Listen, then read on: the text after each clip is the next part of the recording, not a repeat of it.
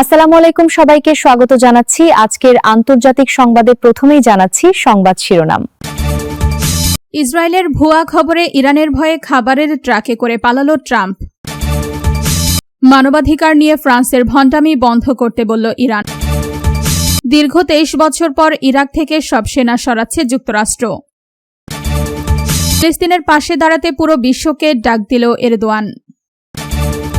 এতক্ষণ শুনছিলেন সংবাদ শিরোনাম, এখন শুনবেন বিস্তারিত। তার আগে আপনারা যদি ফিলিস্তিন ও মুসলিমদের পক্ষে থাকেন তাহলে চ্যানেলটি সাবস্ক্রাইব করে কমেন্টে জানান আপনি কোথা থেকে ভিডিওটি দেখছেন।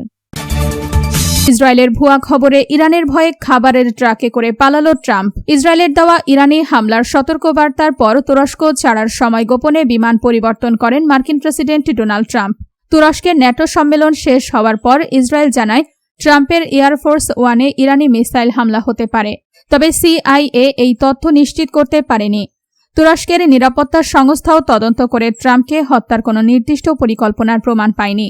তারপরও নিরাপত্তার ঝুঁকি নিতে চায়নি মার্কিন সিক্রেট সার্ভিস।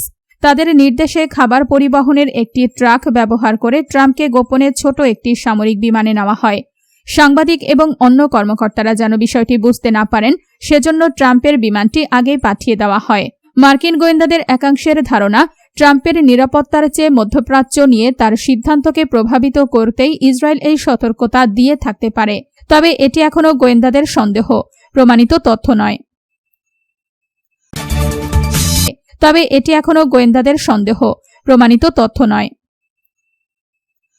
মানবাধিকার নিয়ে ফ্রান্সের ভণ্ডামি বন্ধ করতে বলল ইরান। মানবাধিকার ও আন্তর্জাতিক আইন নিয়ে ফ্রান্সের দ্বিমুখী আচরণের কঠোর সমালোচনা করেছেন ইরানের পররাষ্ট্রমন্ত্রী আব্বাস আরাগচি। সামাজিক যোগাযোগ মাধ্যম এক্সে দেওয়া এক বার্তায় তিনি ফ্রান্সের আচরণকে স্পষ্ট ও লজ্জাজনক ভণ্ডামি বলে উল্লেখ করেন। আরাগচি বলেন, ফ্রান্সের মতো দেশগুলোর উচিত অন্যদের মানবাধিকার ও আন্তর্জাতিক আইন নিয়ে উপদেশ দেওয়া বন্ধ করা। ইরানের পররাষ্ট্রমন্ত্রীর অভিযোগ, গাজায় ইসরায়েলের কর্মকাণ্ড এবং ইরানের বিরুদ্ধে দেশটির সামরিক অভিযানের সমর্থন দিয়ে ফ্রান্স নিজের নৈতিক অবস্থান স্পষ্ট করেছে। ইসরায়েলকে টানা সমর্থন দেওয়ার কারণেই ফ্রান্স সহ পশ্চিমা দেশগুলোর বিরুদ্ধে এই কঠোর বক্তব্য দিয়েছেন আরাগচি। দীর্ঘ 23 বছর পর ইরাক থেকে সব সেনা সরাচ্ছে যুক্তরাষ্ট্র। দীর্ঘ 23 বছর পর ইরাক থেকে সব মার্কিন ও বিদেশি সেনা সরিয়ে নেওয়া হচ্ছে। আগামী 30 সেপ্টেম্বরের মধ্যে সেনা প্রত্যাহারের কাজ শেষ হবে বলে জানিয়েছে ইরাকি প্রধানমন্ত্রীর দপ্তর। মার্কিন সেন্ট্রাল কমান্ডের কমান্ডার জেনারেল ব্রাড কুপারের সঙ্গে ইরাকি প্রধানমন্ত্রীর বৈঠকের পর এই চূড়ান্ত সময়সীমা ঘোষণা করা হয়। এর ফলে 1 অক্টোবর থেকে ইরাকে আর কোনো বিদেশি সেনা থাকবে না।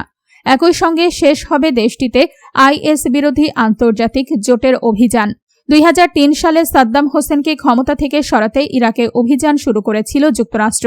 পরে আইএসের উত্থান ঘটলে সংগঠনটির বিরুদ্ধে লড়াই চালানোর কথা বলে সেখানে সেনা মোতায়েন রাখে ওয়াশিংটন।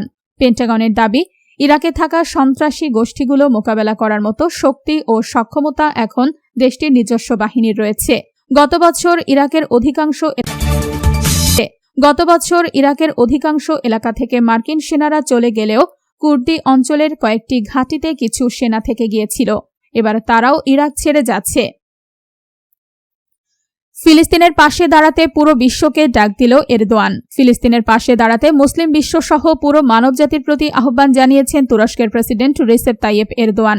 আঙ্কারায় ফিলিস্তিনি প্রেসিডেন্ট মাহমুদ আব্বাসের সঙ্গে যৌথ সংবাদ সম্মেলনে এরদোয়ান বলেন, ফিলিস্তিনিদের অধিকার রক্ষায় সব আন্তর্জাতিক প্ল্যাটফর্মে জোরালো ভূমিকা পালন করবে তুরস্ক।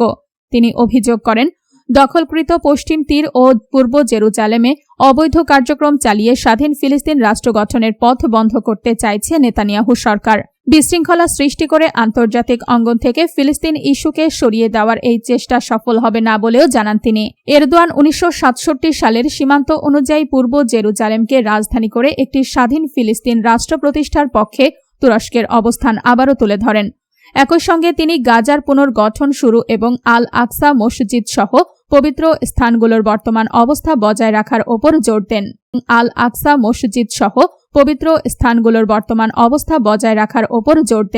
দেন।